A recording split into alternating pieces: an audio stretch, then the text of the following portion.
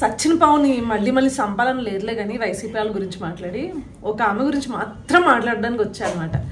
జనరల్గా ఈమె యాంకర్ శ్యామల ఈమె గురించి ఆల్రెడీ నేను మాట్లాడడం జరిగింది.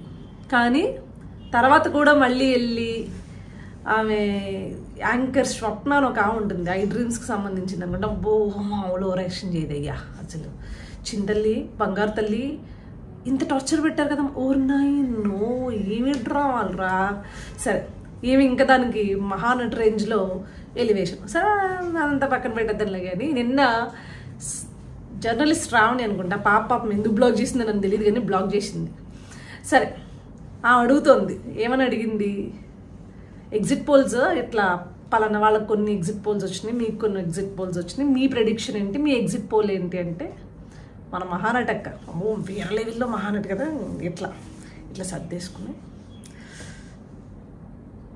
ఖచ్చితంగా 9వ తారీఖున వైజాగ్లో జగన్మోహన్ రెడ్డి ప్రమాణ స్వీకారానికి మీరందరూ రావాలి.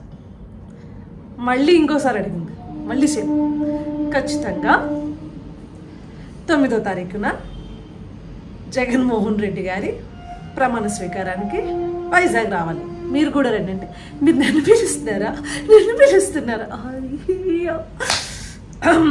కాబట్టి మా ఇలా వచ్చి ఇలా వెళ్ళే యాంకర్ పాలిటిక్స్ అంటే అది కాదు.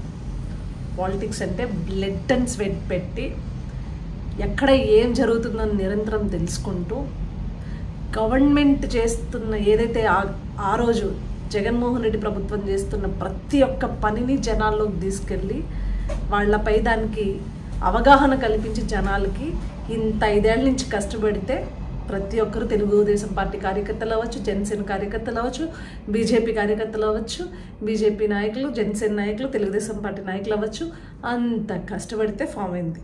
నీలాగా పొటకొల్లో ఈ స్టోరీ ఉంటుంది చూడు, అట్లా గంటకు ఒకసారి వచ్చేవాళ్ళు లేకపోతే రోజుకు ఒకసారి వచ్చేవాళ్ళు కాదు. అర్థమైందా? ఇక నేను మూసుకుని కూర్చో, ఎక్కువ చేయకు.